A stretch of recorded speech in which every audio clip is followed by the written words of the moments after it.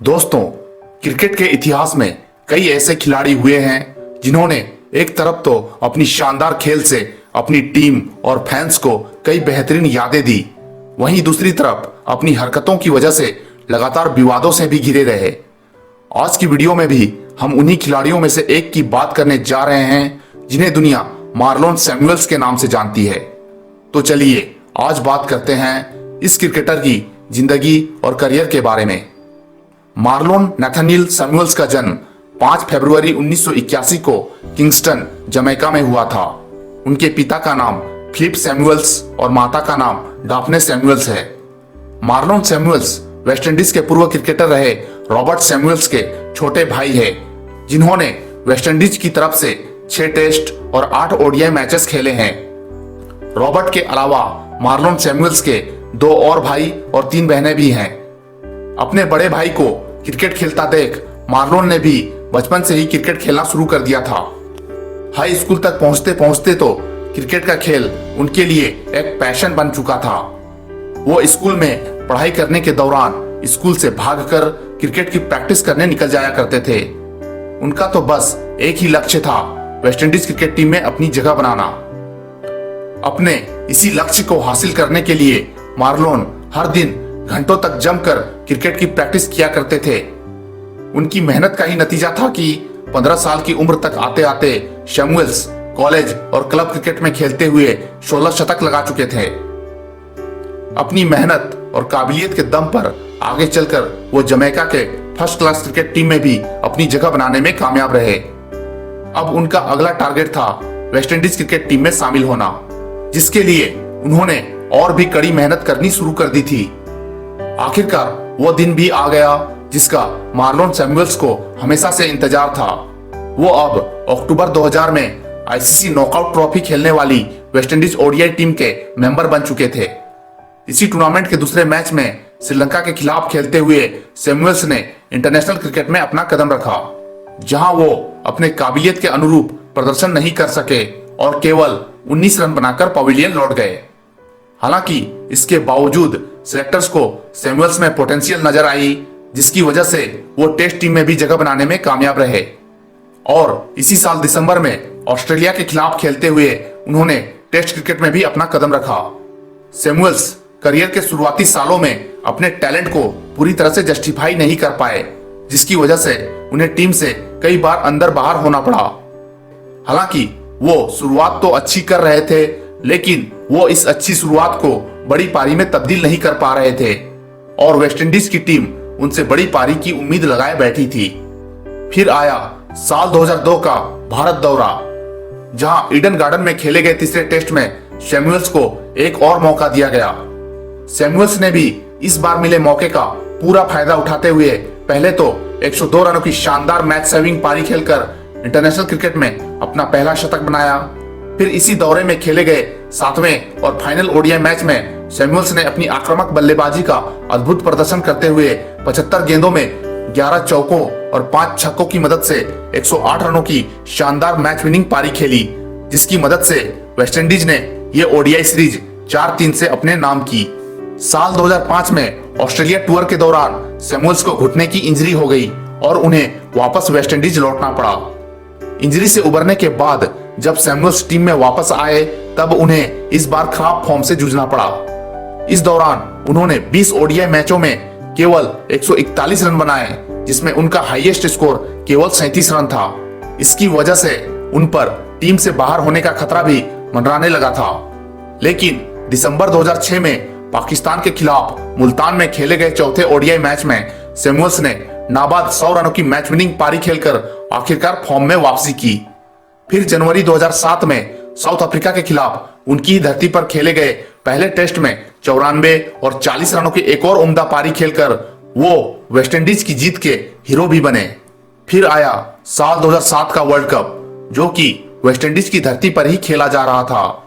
इस world cup के पहले ही मैच में पाकिस्तान के खिलाफ सैमुअल्स ने 63 रनों की उम्दा पारी खेलकर अपनी टीम को 54 रनों से जीत दिलाते हुए टूर्नामेंट में एक अच्छी शुरुआत की। लेकिन आगे के मैचों में वो उम्मीद के मुताबिक प्रदर्शन नहीं कर पाए और वेस्टइंडीज की टीम सुपर 8 मुकाबले में इंग्लैंड से 1 विकेट से हारकर इस वर्ल्ड कप से बाहर हो गई। हालांकि इस मैच में सैमुअल्स ने 51 रनों की पारी जरूर खेली थी, लेकिन वो उनकी टीम की जीत के लिए काफी नहीं था। इसी मैच के दौरान उन्होंने वेस्टइंडीज के महान बल्लेबाज ब्रायन लारा को गलती से रन आउट करा दिया था, जो आगे चलकर ब्रायन लारा के करियर का आखिरी मैच भी साबित हुआ। इसी साल जून में इंग्लैंड के खिलाफ खेलते हुए सैमुअल्स ने T20 क्रिकेट में भी अपना कदम रखा। अपने डेब्यू T20 मैच में ही 26 गेंदों पर 51 रनों की शानदार मैच विनिंग पारी खेलकर सैमुअल्स ने अपनी काबिलियत को एक बार फिर साबित कर दिखाया। अभी सैमुअल्स अपने करियर में आगे बढ़ ही रहे थे कि अचानक उन्हें कुछ नई मुसीबतों से रूबरू होना पड़ा। पहले तो साल 2008 में सैमुअल्स पर उनके संदिग्ध बॉलिंग एक्शन की वजह से इंटरनेशनल क्रिकेट में गेंदबाजी करने पर बैन लग गया। फिर इसी साल मई में जनवरी 2007 में भारत के खिलाफ खेले गए नागपुर ओडीआई मैच के दौरान सैमुअल्स को एक बुकी को टीम इंफॉर्मेशन लीक करने का दोषी पाते हुए आईसीसी ने उन पर 2 साल तक क्रिकेट खेलने पर प्रतिबंध भी लगा दिया। अचानक घटी इन घटनाओं ने सैमुअल्स के क्रिकेटिंग करियर पर एक सवालिया निशान पैदा कर दिया था। आखिरकार मई 2010 में सैमुअल्स पर लगा बैन खत्म हो गया, जिसके बाद सैमुअल्स ने घरेलू क्रिकेट की ओर रुख किया और जमैका की फर्स्ट क्लास टीम की तरफ से खेलते हुए ढेरों रन बनाए और साथ ही अपनी खामियों पर भी काम किया। साल 2011 में सैमुअल्स ने पाकिस्तान के खिलाफ होम ओडीआई सीरीज के पहले मैच में खेलते हुए इंटरनेशनल क्रिकेट में भी वापसी की। हालांकि इससे पहले वेस्टइंडीज क्रिकेट बोर्ड ने सैमुअल्स को साल 2011 के वर्ल्ड कप में इंजरी से जूझ रहे स्टार ऑलराउंडर ड्वेन ब्रावो के रिप्लेसमेंट के तौर पर वर्ल्ड कप खेलने वाली टीम में जगह देने का प्रस्ताव रखा था, लेकिन सैमुअल्स ने यह कहते हुए मना कर दिया कि वो अभी इतने बड़े टूर्नामेंट में खेलने के लिए पूरी तरह फिट नहीं है और वो अभी डोमेस्टिक क्रिकेट में ही अपना फोकस बनाए रखना चाहते हैं। मई 2012 में इंग्लैंड दौरे पर खेले गए टेस्ट सीरीज के दौरान सैमुअल्स पूरे लय में दिखे, जहां उन्होंने शानदार बल्लेबाजी करते हुए सबसे ज्यादा 386 रन बनाए और साथ ही प्लेयर ऑफ द सीरीज का अवार्ड भी अपने नाम किया। इसी साल श्रीलंका में आयोजित आईसीसी T20 वर्ल्ड कप खेलने वाली वेस्टइंडीज टीम में भी सैमुअल्स को जगह दी गई। सैमुअल्स ने भी अपने सिलेक्शन के फैसले को सही साबित करते हुए पूरे टूर्नामेंट में शानदार बल्लेबाजी की और श्रीलंका के खिलाफ फाइनल मुकाबले में 78 रनों की शानदार मैच विनिंग पारी खेलकर वेस्टइंडीज को इस साल का वर्ल्ड T20 चैंपियन बनाने में अपना बहुमूल्य योगदान दिया। इसी साल नवंबर में बांग्लादेश के खिलाफ दूसरे टेस्ट में खेलते हुए सैमुअल्स अपने टेस्ट करियर का पहला दोहरा शतक लगाने में भी कामयाब रहे।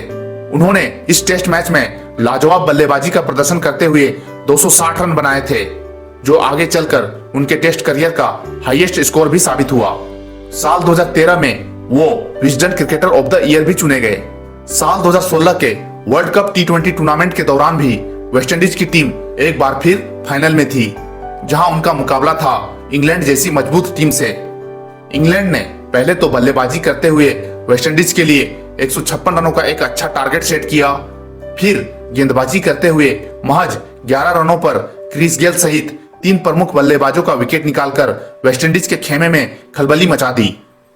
लेकिन इतना सब कुछ होने के बावजूद क्रीज पर खड़े मार्लोन सैमुअल्स शांत बने रहे, क्योंकि वो जानते थे कि उनकी टीम डिफेंडिंग चैंपियन है और उन्हें दोबारा चैंपियन बनना है तो उन्हें क्रीज पर टिके रहना होगा। मैच के अंत में सैमुअल्स 85 रनों की एक और शानदार पारी खेलकर पवेलियन लौटे और इसी के साथ उन्होंने वर्ल्ड T20 चैंपियन का ताज एक बार फिर से वेस्टइंडीज के नाम कर दिया था। इस जीत के साथ ही वेस्टइंडीज की टीम सबसे ज्यादा 2 बार T20 वर्ल्ड कप जीतने वाली विश्व की पहली टीम बनी। आखिरकार अपने मैच विनिंग परफॉर्मेंस से वेस्टइंडीज को उसकी खोई हुई प्रतिष्ठा वापस दिलाने वाले इस शानदार खिलाड़ी ने नवंबर 2020 में इंटरनेशनल क्रिकेट के सभी प्रारूपों से संन्यास की घोषणा कर दी। सैमुअल्स को अपने क्रिकेट करियर के दौरान अपनी हरकतों की वजह से कई बार विवादों से भी दो चार होना पड़ा। जनवरी 2013 में खेले गए बिग बैश लीग के एक मैच के दौरान सैमुअल्स ने जानबूझकर मेलबोर्न स्टार्स के बल्लेबाज डेविड हस्सी को दूसरे रन के लिए जाने से रोक दिया था। सैमुअल्स की इस हरकत से मेलबोर्न स्टार्स के कप्तान शेन वॉर्न इतने नाराज हो गए थे कि जब सैमुअल्स बल्लेबाजी करने के लिए आए, तब शेन वॉर्न की सैमुअल्स के साथ उस बात को लेकर काफी तीखी बहस हो गई थी, जिसने बाद में एक कंट्रोवर्सी का रूप ले लिया था। इसके अलावा साल 2015 में इंग्लैंड के खिलाफ होम टेस्ट सीरीज के दूसरे टेस्ट मैच के दौरान उनकी और बेन स्टोक्स के बीच हुई तीखी नोकझोंक की वजह से भी सैमुअल्स काफी चर्चा में रहे, जिसका असर साल 2016 के वर्ल्ड कप T20 फाइनल में भी देखने को मिला।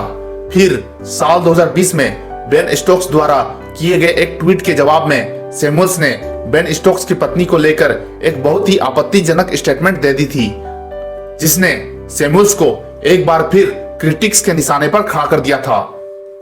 अगर इन सब बातों को हम दरकिनार कर दे तो इसमें कोई शक नहीं है कि मार्लोन सैमुअल्स वाकई में एक शानदार क्रिकेटर थे। वो एक ऐसे क्रिकेटर थे जो मुश्किल हालातों में भी अपने परफॉर्मेंस के दम पर अपनी टीम के लिए मैच निकाल ले जाते थे। उनके स्टेट्स की बात करें तो उन्होंने 71 टेस्ट मैचों में 32.64 की एवरेज से 7 शतकों और 24 अर्धशतकों के साथ 3,917 रन बनाए हैं, जिसमें उनका हाईएस्ट स्कोर 260 रन है। वहीं 207 ओडीआई मैचों में 32.97 की एवरेज से 10 शतकों और 30 अर्धशतकों के साथ 5,606 रन बनाए हैं, जिसमें उनका हाईएस्ट स्कोर नाबाद 133 रन है। वहीं 67 T20 मैचों में उन्होंने 29.29 की एवरेज से 10 अर्धशतकों के साथ 1,611 रन बनाए हैं, जिसमें उनका हाईएस्ट स्कोर नाबाद 89 रन है।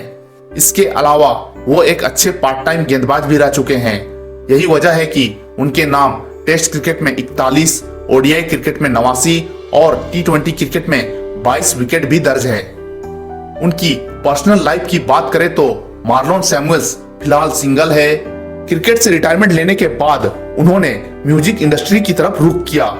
उन्होंने कुछ म्यूजिक वीडियोस अपने यूट्यूब चैनल्स पर भी अपलोड किए हैं, जिसे आप यूट्यूब पर जाकर देख सकते हैं। क्रिकेट के अलावा उन्हें फुटबॉल खेलना और देखना बहुत पसंद है। इतना ही नहीं, वो क्रिस्टियानो रोनाल्डो और रियल मैड्रिड फुटबॉल क्लब के जबरदस्त फैन भी है।